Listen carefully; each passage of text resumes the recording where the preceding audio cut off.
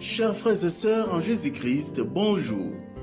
Que la joie et la grâce de notre Seigneur et Sauveur Jésus-Christ soient toujours avec vous. Le peuple de Dieu sait parfaitement bien que le plus grand crime contre l'humanité est le rejet du libérateur et sauveur du monde, Jésus-Christ. Mais le peuple de Dieu, principalement ses bergers, sait-il que certaines doctrines qu'il enseigne et certains comportements et attitudes qu'il affiche face aux divers problèmes de la vie des hommes empêchent les nations à connaître et à croire en Jésus-Christ et tiennent l'Église bien éloignée de son rôle de lumière du monde? C'est pourquoi le peuple de Dieu a grandement besoin de connaître et de mettre en pratique la science des saints, c'est-à-dire la parole de Dieu appliquée à tous les secteurs de la vie de l'homme. Nous croyons que les émissions qui suivent aideront grandement le peuple de Dieu à changer son comportement. Nous lui demandons donc de bien les écouter attentivement et intégralement. Que Dieu vous bénisse. Dans ma marche pour le ciel, tout peut sombrer. Si la peur met des doutes. Bien-aimés dans le Seigneur Jésus-Christ, Shalom. Nous voici à notre 73e émission sur notre thème, la science des saints. Cette 73e émission, nous la considérons comme un résumé et un devoir de changer le comportement de chaque chrétien. Parce que l'écoute de la parole doit nous amener à un changement radical de notre comportement. Bien-aimés de le Seigneur, toutes ces émissions que le Seigneur, par sa grâce, m'a donné à vous communiquer ne sont pas le fruit d'une instruction dans une quelconque école. Ce sont les fruits d'une révélation ou des révélations de la parole de Dieu. La Bible nous dit: sans la révélation, le peuple est sans frein. Et elle ajoute, la Bible, la révélation de ta parole est claire. Elle donne de l'intelligence aux simples. Psaume 119, verset 130. La révélation de ta parole est claire. Elle donne de l'intelligence aux simples. Et la Bible nous dit que la science des saints, c'est l'intelligence. Cette intelligence que Dieu communique à ses saints, elle est le fruit d'une révélation. Le Seigneur dit: j'ai encore beaucoup de choses à vous dire, mais vous ne pouvez pas les supporter maintenant. Mais quand le Consolateur, l'Esprit de vérité viendra, il vous révélera toutes choses et il vous dira des choses à venir. Ce sont des révélations de Dieu. C'est une grâce de Dieu. Ce n'est pas par un effort humain que nous vous communiquons cela. Non. J'ai toujours répété que je ne suis qu'un élève, un élève permanent à l'école de Jésus-Christ. Parce que le Seigneur nous le dit. Si quelqu'un croit savoir quelque chose, il n'a pas encore connu comme il faut connaître. Et croyez-moi que ce que je dis maintenant, je ne le savais pas il y a 2, 3, 4 ans. Je ne le savais pas. Et donc Dieu nous enseigne de manière progressive. La révélation de la parole de Dieu est progressive. C'est pour cela que les enfants de Dieu doivent comprendre que les querelles religieuses doivent être bannies, doivent être détruites. car Dieu nous parle de manière progressive. Bien-aimés dans le Seigneur, il y a environ 20-25 ans, nous avons suivi avec beaucoup d'intérêt des messages d'un serviteur de Dieu et qui a porté sur la libération des nations par l'Église. Nous avons suivi cela et nous avons même pris des inscriptions à l'école de la Bible. C'est une très très bonne chose. Et nous avons cherché à voir les voies et moyens de mettre cela en pratique. Parce qu'il est écrit que les enfants de Dieu doivent impérativement être unis pour avoir la bénédiction de Dieu. La Bible nous dit, c'est la bénédiction de l'Éternel qui enrichit et il ne la fait suivre d'aucun chagrin. Mais comment obtenir cette bénédiction de l'Éternel qui enrichit? La Bible répond qu'il est doux et agréable pour les frères de demeurer ensemble. C'est là qu'il envoie la bénédiction et la vie pour l'éternité. Demeurer ensemble. Et la Bible ajoute, je vous exhorte par la compassion de Jésus, de garder tous le même langage, de n'avoir point de division parmi vous, mais à être parfaitement unis dans le même esprit et dans le même sentiment. L'unité, l'unité, l'unité. Et la Bible ajoute, c'est la prière de l'unité. Jean 17, Père, qu'il soit un comme moi je suis en toi et toi en moi, qu'il soit parfaitement un, afin que le monde croie que tu m'as envoyé. L'unité, l'unité, l'unité de l'Église est indispensable pour faire connaître au monde que Jésus-Christ est le Seigneur et le Sauveur. C'est Dieu qui s'est fait homme. Pour que les enfants de Dieu deviennent riches, c'est l'unité. Et nous avons, par la grâce que Dieu nous avait donnée à l'époque, participé à des réunions parce que les enfants de Dieu ont voulu que le peuple de Dieu soit un pour aller aux élections. Depuis 2005, il y a eu des réunions, la coalition chrétienne. Ensuite, il y a eu la dynamique chrétienne pour le développement intégral. Bref, il y a eu des tentations d'être parfaitement unis pour que nous puissions affronter l'ennemi aux élections. Que les enfants de Dieu, ceux qui sont conduits par le Seigneur, par Dieu, par Jésus-Christ, soient parfaitement un pour constituer un groupe puissant pour contrer tous ceux qui s'opposeraient à la parole de Dieu.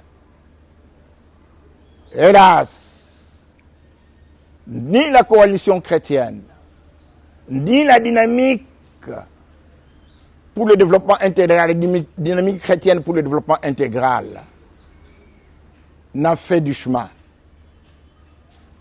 Les deux initiatives ont sombré. Pourquoi? Et c'est le titre de notre émission de ce jour. Soyons agréables à Dieu. Soyons agréables à Dieu.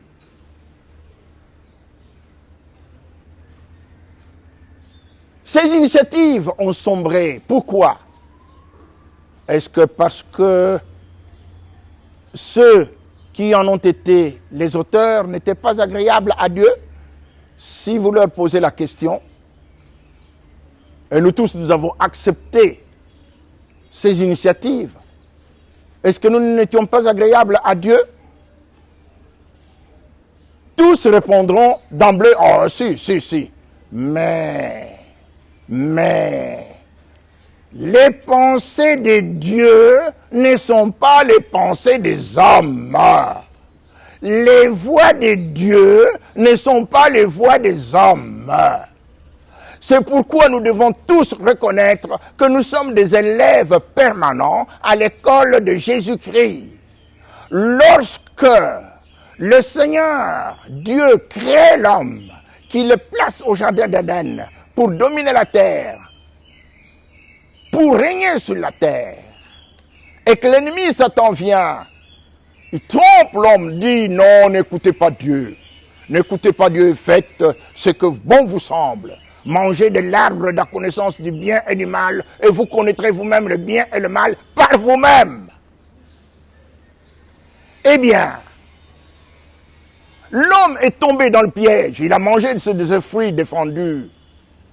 Nous continuons, nous, même chrétiens nés de nouveau, parlant en langue, nous sommes entraînés par ce même mensonge de Satan.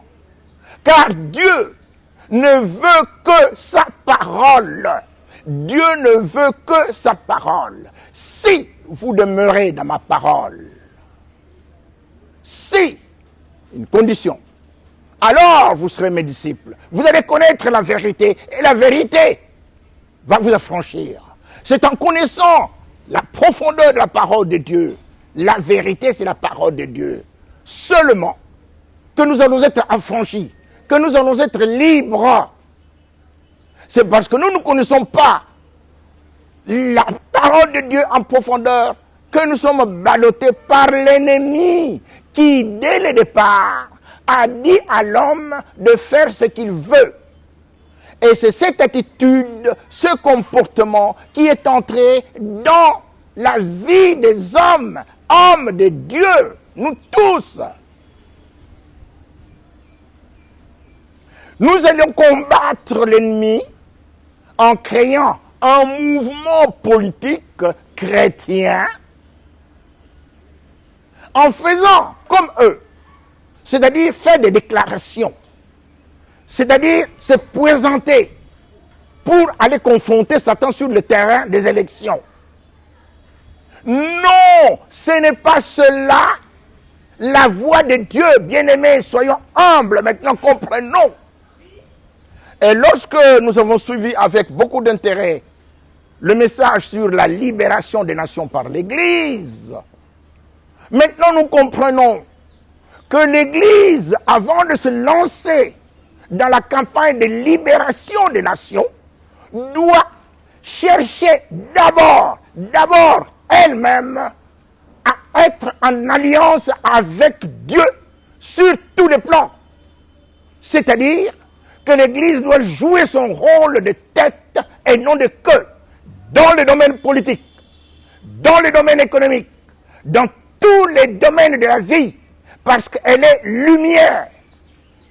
Mais si la lumière qui est en nous est ténèbres, combien seront grandes ces ténèbres, nous dit la Bible. Nous avons cherché des moyens de combattre l'ennemi sur le terrain politique du monde. Mais Dieu ne nous veut pas sur ce terrain-là.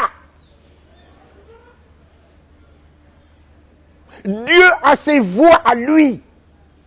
Nous devons chercher à connaître ses voies pour que l'ennemi soit complètement battu, parce que Dieu veille sur sa parole pour l'exécuter. Mais il ne veille que sur sa parole, pas sur la parole des hommes en dehors de Dieu. Non. Même si tout s'appelle chrétien, Dieu ne veille que sur sa parole. C'est pourquoi nous avons intitulé cette émission Soyons. Nous devons être fidèles à Dieu. Nous devons marcher dans la parole de Dieu. Alors Dieu va être favorable à nous. La Bible nous dit, sans la foi, il est impossible d'être agréable à Dieu. Voilà, nous avons parlé de cette attitude d'être agréable. Être agréable signifie avoir la foi. Nous avons tous Tous les chrétiens disent, moi j'ai la foi, la foi, la foi.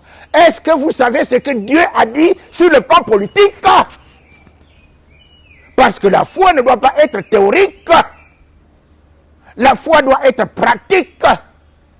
Montre-moi ta foi sans les œuvres, et moi je te montrerai ma foi avec les œuvres. Est-ce que vous savez ce que Dieu, le Seigneur Jésus, la parole de Dieu, a dit sur le plan économique pour que vous deveniez riches? Peuple de Dieu. Nous n'avons pas une haute opinion de nous-mêmes, non, bien-aimés. Nous ne sommes que des élèves à l'école de Jésus-Christ. Et ceux à qui nous nous adressons, ce sont des aînés dans la foi, bien souvent. Mais que tous nous comprenions que nous ne sommes que des élèves, c'est-à-dire des apprentis, au pied du maître qui est Jésus-Christ. Lorsque vous allez à des élections dites démocratiques, où est-ce que cela est écrit dans la Bible? Nulle part. Les voix de Dieu ne sont pas les voix des hommes. Il est malheureux de constater que l'Église, et maintenant nous comprenons cette Église de Pergame, au chapitre 2e, Apocalypse, Église de Pergame, et cette Église est citée comme le trône de Satan. Il ne faut pas prendre une église dénominationnelle et dire, ah, ça c'est telle église, c'est ça le trône de Satan. Et telle église, c'est le trône de Satan. Dans toutes ces réunions que nous avons eues, ce sont tous des enfants de Dieu venant de différentes églises dénominationnelles. Et tous, nous voulions combattre. On se dit, cette fois-ci, les chrétiens doivent gagner les élections. Cette fois-ci, nous devons être un. Dieu, quand il n'est pas là-dedans, il ne peut pas favoriser cela.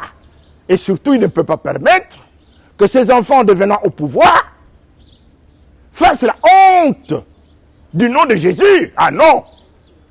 Quand Dieu envoie, c'est pour la réussite. Quand Dieu envoie, il pourvoit. Quand il donne une vision, il donne la provision et la révélation. Quand il vous donne une mission, il vous donne aussi l'onction. Donc, il faut que nous comprenions que quand Dieu nous envoie, il nous prépare. Oui, ça peut durer longtemps. Ça peut durer longtemps. Il faut avoir de la patience.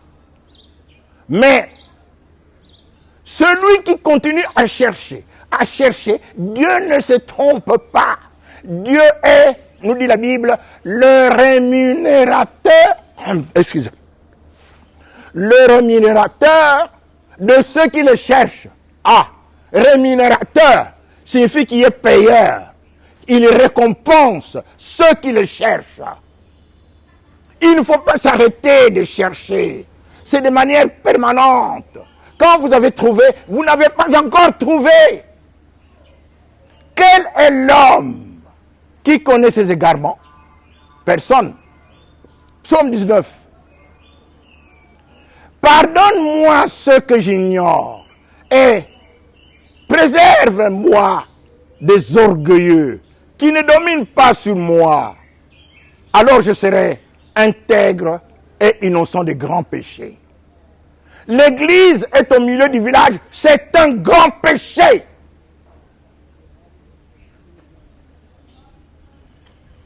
La séparation de l'église et de l'État, c'est un grand péché. La voix du peuple, c'est la voix de Dieu. C'est un grand péché. Parce que ce n'est pas la voix de Dieu. Le Seigneur dit, cherchez Dieu tandis qu'il se trouve. Invoquez-le tandis qu'il est prêt. Que le méchant abandonne sa voie et l'homme d'iniquité ses pensées. Qu'il retourne à l'Éternel, qui aura pitié de lui, à notre Dieu, qui ne se lâche point de pardonner. Car mes pensées ne sont pas vos pensées, et vos voix ne sont pas mes voix. Autant les cieux sont élevés au-dessus de la terre, autant Maintenant, mes pensées sont élevées au-dessus de vos pensées et mes voix au-dessus de vos voix. Quelle est la voix de Dieu pour la conquête du pouvoir? Parce que nous nous adressons à tous ces chrétiens, à nous tous les chrétiens qui cherchent à conquérir le pouvoir. Non, le pouvoir ne se conquiert pas. Le pouvoir a été donné à Jésus-Christ. Tout pouvoir m'a été donné dans le ciel et sur la terre. Et comment Jésus-Christ le donne-t-il aux hommes? Ce n'est pas par une propagande électorale, jamais. Ce n'est pas par la démocratie, jamais. Il faut maintenant que nous comprenions la vérité, parce que si nous ignorons la vérité, nous continuons à nous enfoncer. Nous sommes nés de nouveau. La volonté de Dieu est que tous les hommes soient sauvés. Nous avons cru en Jésus-Christ. Et parviennent à la connaissance de la vérité. Le problème, c'est la connaissance de la vérité. C'est la connaissance de la vérité. Parce que la vérité a dit, le voleur ne vient que pour voler, égorger et détruire. Mais moi, je suis venu afin que les brebis aient la vie et qu'elles l'aient en abondance. Mais pourquoi les brebis n'ont-elles pas la vie en abondance? Est-ce que l'on connaît la vérité? Elle est dans la Bible. Le Seigneur dit, Apocalypse chapitre 5, nous avons déjà dit ça, répété ça plusieurs fois, mais il faut que nous le mettions dans un contexte global, nous comprenions que nous sommes tous des élèves à l'école de Jésus-Christ, que les titres doivent disparaître. Oh, nous connaissons un grand docteur, Paul de Tarse, mais que je sache, à moins que je me trompe, je ne connais pas une seule lettre qu'il a adressée à ces chrétiens à travers toutes ces églises. Je ne connais pas une seule où il a signé le docteur Paul de Tarse. Non, c'est toujours des frères. Toujours. Il faut que l'orgueil quitte les églises. Pergame, c'est toutes les églises. Pergame, toutes les églises, quelle que soit leur dénomination, c'est le siège de Satan. Il faut que nous le connaissions, il faut que nous le comprenions, il faut que nous connaissions la vérité. Satan, dès le départ, a trompé l'homme pour que l'homme fasse ce qui lui plaît à sa manière. Et l'homme a suivi cela. L'homme a continué à marcher selon ses propres voies. Dieu, le Père, a regardé la terre qu'il a créée. Il a vu que tout était perverti. Qu'il n'y avait pas un seul juste. Pas un seul qui fasse du bien. Tous sont perdus. Il dit, je vais aller sauver l'homme qui est tombé dans le péché, qui est tombé dans l'ignorance de la vérité. Et il prend la chair, il prend la figure, il prend l'attitude d'une personne humaine. C'est Jésus-Christ. Jésus-Christ, c'est Dieu qui s'est fait homme. Mais comment allez-vous convaincre les païens, les gens qui ne connaissent pas, qui ne parlent pas de Jésus-Christ, que Jésus-Christ est Dieu? Si vous-même vous êtes pauvres, alors il faut connaître les voies par lesquelles on s'enrichit. Car la parole de Dieu ne peut être véhiculée dans le monde que lorsqu'on est riche. Ceux qui nous ont apporté la parole de Dieu ici dans ces pays et en Afrique viennent des pays riches. Il ne s'agit pas simplement de voir un pasteur qui est devenu riche et qui dit, moi, quand j'étais un peu, mais maintenant le Seigneur m'a enrichi. Oui, mais ceux qui sont devant toi, sont-ils riches? Parce que nous devons influencer le monde. Il faut que tout le monde sache, quand on va commencer à parler de Jésus-Christ, il y a une différence. Le Seigneur l'a promis. Je ferai la différence entre ceux qui me servent et ceux qui ne me servent pas. Je ferai encore cette différence, parce que Dieu a un livre de souvenirs, nous dit la Bible. Il a un livre de souvenirs. Il se souvient que son peuple en Égypte a pleuré beaucoup à cause des souffrances que lui faisait subir Pharaon. Et il a décidé de libérer son peuple par un grand bras. Pas par les voies des hommes. Oh non, non, non. Aucun homme ne s'imaginait que Dieu allait faire traverser le peuple de Dieu par à pied en traversant une mer. Aucun ne pouvait s'imaginer cela. Toutes les solutions des hommes, bon, s'ils fuient, s'ils partent, mais ils doivent aller peut-être contourner là-bas, nous allons... Non. Dieu va fendre la mer. Eh bien, ça, c'est la voix de Dieu. Sa voix, elle est dans la Bible. Elle est dans la Bible. Dieu a permis que Jésus-Christ meure pour nous sauver, pour nous donner la vie éternelle, mais aussi la vie en abondance. Mais il faut connaître maintenant les voix que lui dit.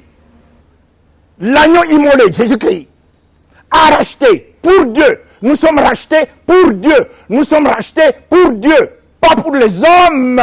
Non, c'est indirect. D'abord pour Dieu. Il faut recevoir les instructions de Dieu pour que nous allons racheter les autres.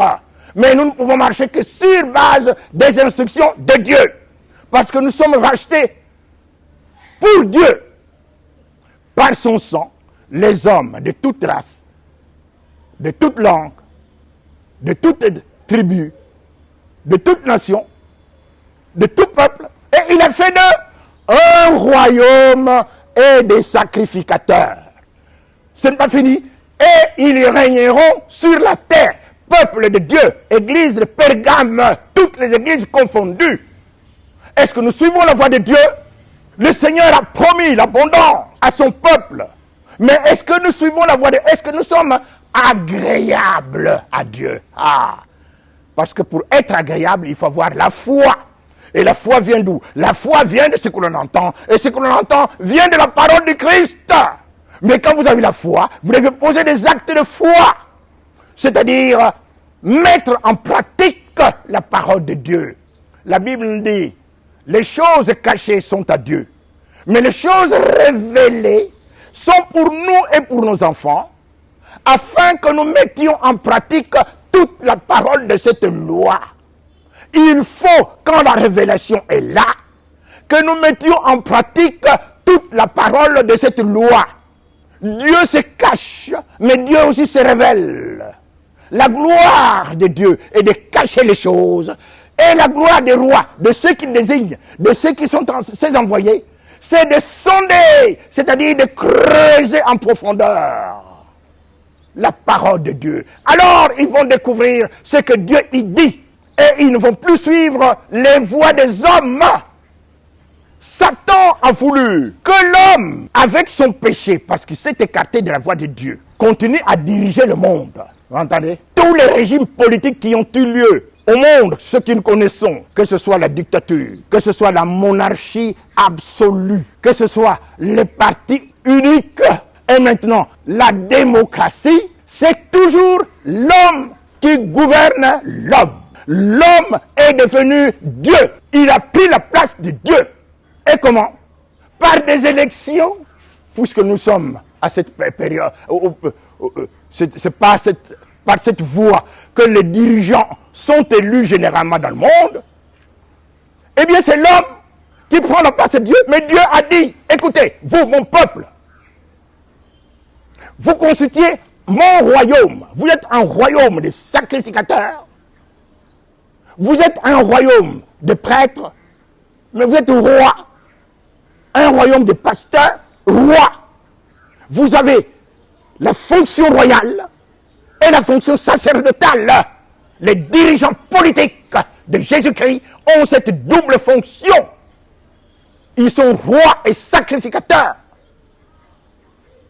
Mais lorsque vous allez suivre le monde, vous allez suivre les élections du monde, on vous dit, ah non, il y a séparation de l'Église et de l'État. Et l'Église est là en train de pleurer. Il y a séparation de l'Église et de l'État. Église, trône de Satan. Bien-aimé, je le dis, le cœur, le bras sur le cœur, parce que je ne suis nullement, alors rien devant Dieu et devant tous ses serviteurs qui ont fait un travail énorme dans le monde entier pour faire entendre le nom de Jésus pour que l'Esprit de Dieu se répande dans le monde. Nous ne sommes que des élèves permanents. Jamais d'orgueil. Parce que l'arrogance et l'orgueil, c'est la voie du mal. Les églises sont divisées parce que il y a un tel qui est là, un tel est là, et là. Mais vous qui êtes là, savez-vous que vous êtes élèves permanents à l'école de Jésus-Christ? La voie de Dieu, c'est la voie de l'unité. Mais cette unité est impossible sans humilité. C'est la Bible. L'humilité précède la gloire. Pour avoir cette gloire qui va vous donner ce que vous voudrez, parce que le Seigneur, il reste dans sa parole. Si vous demeurez en moi et que ma parole demeure en vous, demandez ce que vous voulez. Et ce sera, vous l'aurez, ce sera accordé. Jean 15, 17, Dieu ne ment pas. Mais nous sommes détachés de la parole de Dieu. Voilà pourquoi nous ne sommes pas agréables devant Dieu. Toutes les églises confondues, avec beaucoup d'humilité. Croyez-moi, je le dis parce que le Seigneur me pousse à vous le dire. Pour que l'orgueil cesse, pour que les titres, la titromanie, c'est-à-dire la manie des titres baisse dans l'église, et qu'on entende que le Sauveur Jésus-Christ, qui donne sa voix, qui donne ses voix, qui ne donne pas les voix du monde, à le faire la publicité, à le faire la propagande électorale. Nous avons parlé de cela plusieurs fois. Il n'y a jamais un serviteur de Dieu, envoyé par Dieu, que ce soit Moïse en Égypte, que ce soit David en Israël, que ce soit Daniel à Babylone. Jamais, pas un seul n'a fait sa moindre publicité, sa moindre propagande individuelle. Mais ici, nous avons entendu, nous avons vu, nous avons des pancartes. Oh, c'est un tel prophète. Oh, un tel prophète. Ah, là-bas aussi, oui, un prophète. Il y a un prophète qui ici, c'est un pasteur. Est-ce que Dieu se trompe? Ce n'est pas la voix de Dieu. Alors, pour être agréable, il faut impérativement suivre la voie de Dieu. Nous ne sommes pas agréables, nous avons péché, nous avons besoin de nous repentir. La repentance ne signifie pas simplement dire nous avons péché, Seigneur, pardonne-nous. Mais Dieu attend plus que ça. La repentance signifie changer de comportement. La repentance signifie tourner le dos au péché et regarder à Jésus-Christ la vérité.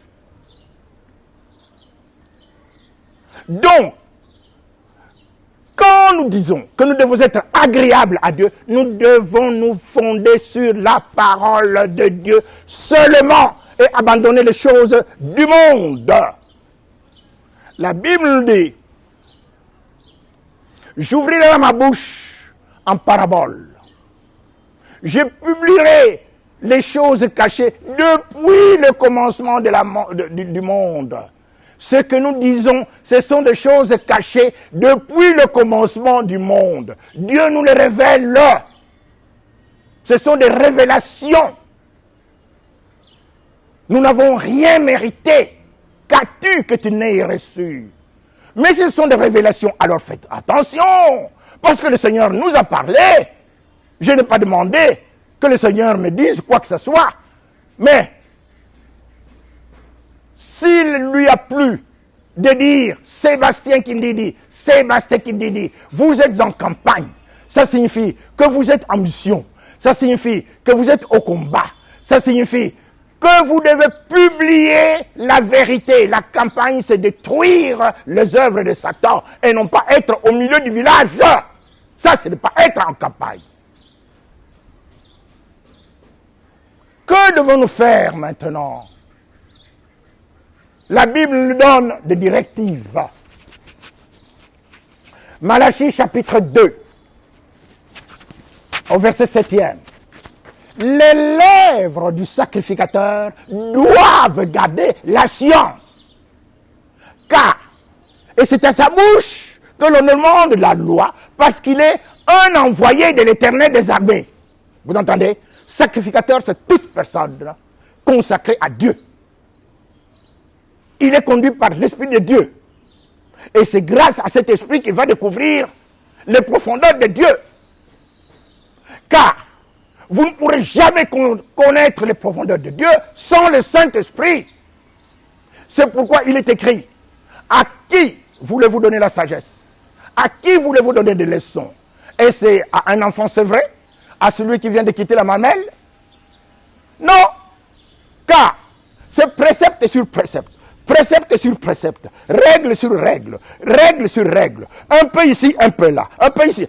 Eh bien, c'est par des hommes aux lèvres balbutiantes et au langage barbare que le Seigneur parlera à ce peuple. C'est par les hommes qui sont remplis du Saint-Esprit.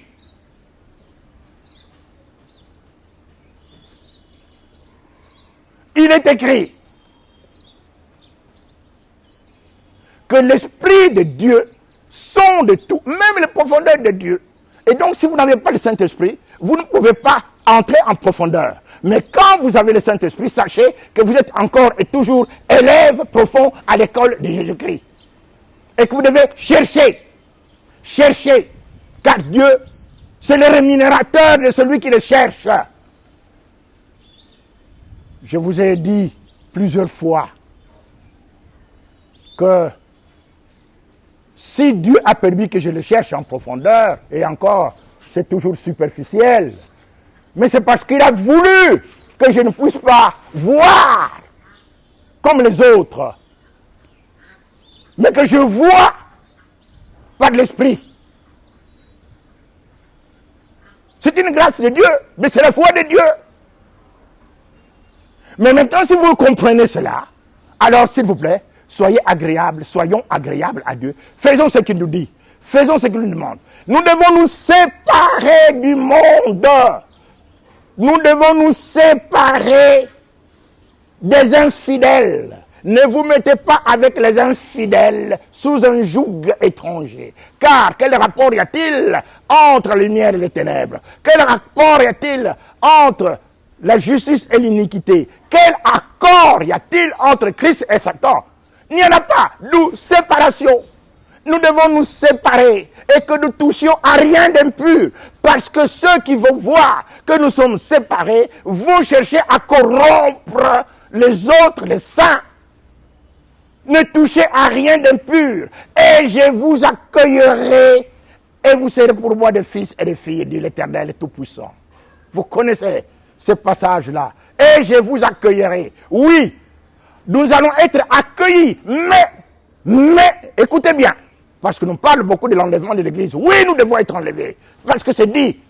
Mais avant l'enlèvement de l'Église,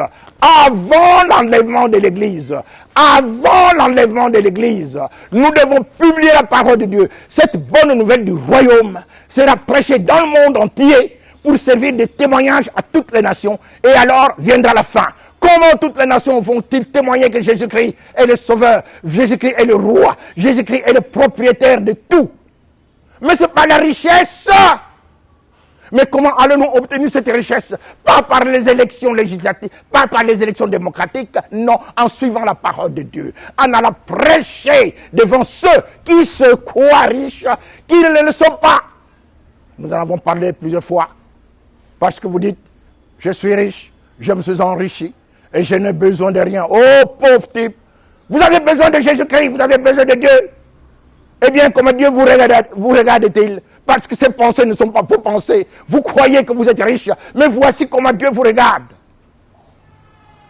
Vous êtes pauvre, vous êtes nu, vous êtes aveugle, vous êtes misérable. Est-ce que vous voyez? C'est ça le discours que les enfants de Dieu, sortis des pays pauvres, vont tenir devant ceux qui se croient être riches. Il faut prononcer la parole de Dieu et alors cette parole va toucher les cœurs. Et les autres vont comprendre qu'ils ne sont pas riches et qu'ils ont abandonné la voie par laquelle il faut être riche. Cette voie, c'est la bénédiction de l'Éternel qui enrichit. Et il ne la fait suivre d'aucun chagrin. Mais comment avoir cette bénédiction? C'est en étant parfaitement un. Est-ce que nous comprenons la sagesse infiniment variée de Dieu? C'est par l'Esprit. Alors, nous en avons parlé, nous allons parler, les sacrificateurs vont parler, vont invoquer, vont leur dire, parce que c'est Dieu qui les envoie.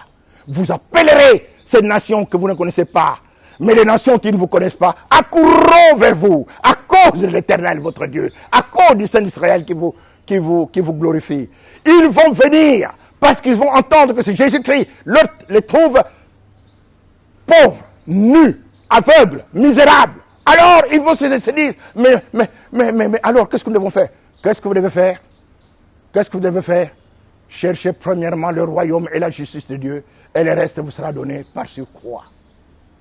Bien-aimés dans le Seigneur, il ne faut pas que nous nous imaginions, quand nous allons en Europe, que le vide que l'on constate maintenant dans les églises, quelle que soit leur dénomination, vide. On voit encore beaucoup de mouvements dans les églises dites de réveil. Mais les vieilles églises catholiques, protestantes, orthodoxes, je ne connais pas de pays, je ne connais pas, je ne peux pas les citer. Mais c'est vide. Le dimanche, c'est vide. Et ce sont des grands bâtiments. Vous croyez que ces grands bâtiments ont été construits au moment où les églises étaient vides? Non. C'était plein de monde. C'était rempli de monde. Mais la parole de Dieu, elle est vivante, elle est éternelle.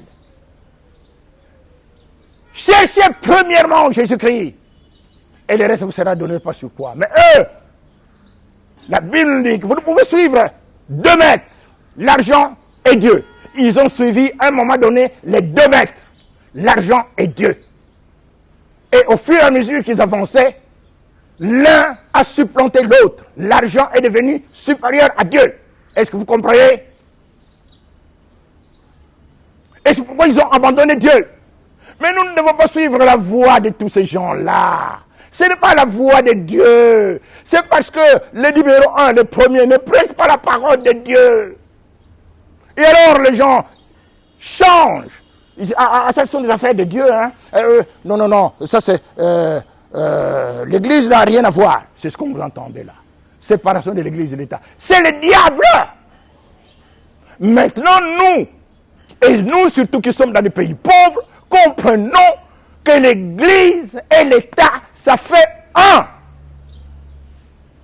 Et que c'est Dieu qui dirige, qui conduit l'État. Sacrificateurs, soyons agréables à Dieu. Pour toutes ces émissions, nous avons toujours souligné que ces émissions passent sur Internet directement et que les enfants de Dieu, où qu'ils soient, peuvent le suivre et le mettre en pratique. Parce que nous sommes au temps de la fin, où Dieu envoie ses anges pour faire la séparation entre l'ivraie et la bonne semence. Ces anges, ce sont nous. Séparation de l'ivraie et de la bonne semence. Et que tous les pays s'en saisissent, parce que l'enlèvement de l'Église, comme la Bible le dit, ce sera par surprise, comme du temps de Noé. On dit, l'enlèvement, écoutez, il y a encore beaucoup de temps. Non, comme du temps de Noé, ça sera brusque. Alors, nous ne prêchons pas la parole de Dieu. Combien de gens seront-ils enlevés à cause de notre faute, à cause de nos philosophies? Peuple de Dieu, repentance et recherche de Dieu, de la vérité, elle est dans sa parole. Oui, nous disons donc que ces émissions passent sur Internet, mais nous avons aussi des frères qui sont avec nous, qui eux peuvent vous recevoir et poser leur la question de savoir comment nous sommes organisés. Ah oui, parce que dans toute chose, il faut une organisation. Il faut une organisation. Demandez-leur. Nous tenons des réunions et nous continuerons à tenir des réunions parce qu'il faut une organisation.